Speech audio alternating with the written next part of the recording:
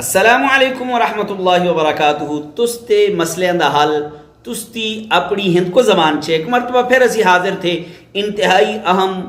ضروری مسئلہ کن کے اپنے بزرگاں واسطے نوجواناں واسطے اپنی ماما پیڑاں واسطے آخر تک ویڈیو دے لے توجہ نالے سن لے تو مسئلہ سمجھے رہا مسئلہ یہ ہے کہ حدیث بھی چاہتا کہ تسی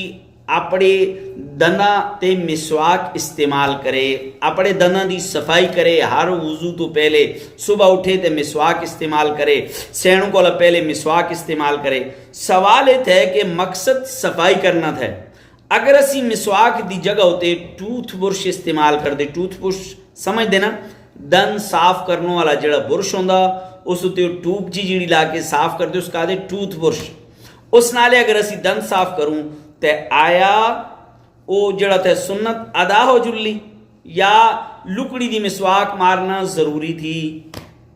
ٹوتھ برش نالے سنت ادا ہو جلی یا لکڑی دی مسواک استعمال کرنا ضروری تھی تے مڑے پراؤں بزرگوں آپ کے مسائل اور ان کا حل بچے یوسف لدھیانوی شہید رحمت اللہ علیہ لکھیے کہ لکڑی دی مسواک دا استعمال اے سنت نبوی تے عمل تھے لکڑی دی مسواک دا استعمال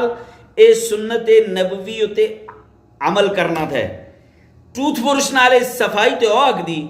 ٹوتھ برش اس تا قائم مقام صفائی واسطے بنا دا